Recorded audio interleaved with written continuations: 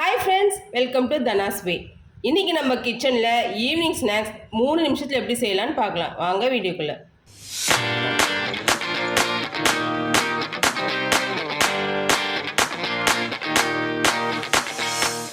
நான் ஒரு medium size புடலங்காய் எடுத்திருக்கேன்.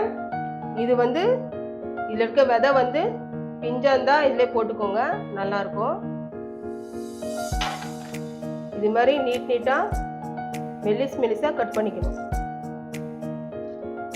அதில் இருக்க விதையெல்லாம் வேஸ்ட் பண்ணாமல் அதிலே போட்டுட்டேன்.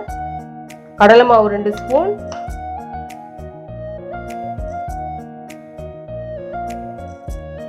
அரிசி மாவு 1 ஸ்பூன், மிளகாய் தூள் 1 ஸ்பூன், பொரிக்கிறதுக்கு தேவையான அளவு உப்பு. தண்ணி ஊற்றாம நல்லா பெசரிக்கணும். இதிலே தண்ணி விடும். இது ஸ்நாக்ஸாகவும் சாப்பிட்லாம், சாதத்துக்கும் தொட்டுக்கலாம். ஸ்நாக்ஸாக சாப்பிடும்பொழுது சாட் மசாலா தூவி சாப்பிடுங்க, நல்லாயிருக்கும்.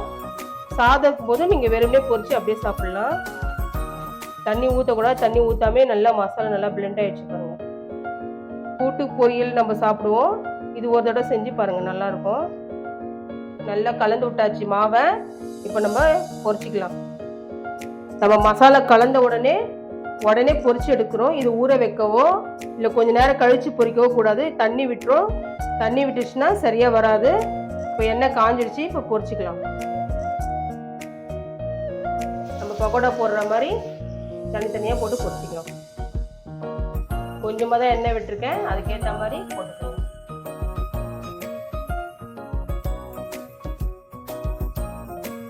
காய் போட்டோன்னே கலந்து விடக்கூடாது.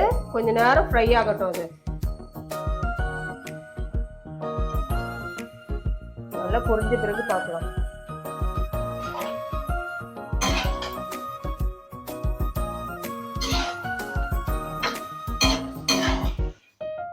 நல்லா ஃப்ரை ஆயிடுச்சு. இப்போ எடுத்துக்கலாம்.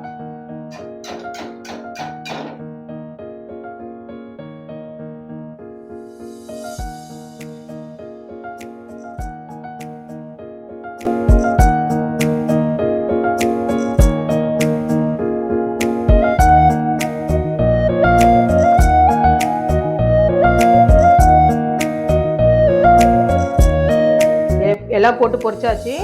இது ஒரு டிப்ஸ் என்னன்னு சொல்வேன்னா, எண்ணெய் காய வச்சுட்டு நீங்கள் மசாலா கலக்கணும். நீங்கள் மசாலா கலந்து ஊற வச்சிங்கன்னா தண்ணி விட்டுரும். ஏன்னா இது தண்ணி காய் உப்பு போட்டோன்னே டக்குன்னு தண்ணி விட்டுரும். ஸோ நீங்கள் உடனே கலந்து உடனே சுட்டு எடுத்துடணும். நல்லா கிறிஸ்பாக நல்லா இருக்கு. கிறிஸ்பாக வந்திருக்கு பாருங்கள். இதுமாதிரி பொரிச்சு எடுத்திங்கன்னா நல்லாயிருக்கும். சாப்பாட்டுக்கு இல்லை சும்மாவே சாப்பிட்றதுக்கு நல்லாயிருக்கும். ட்ரை பண்ணி பாருங்கள்.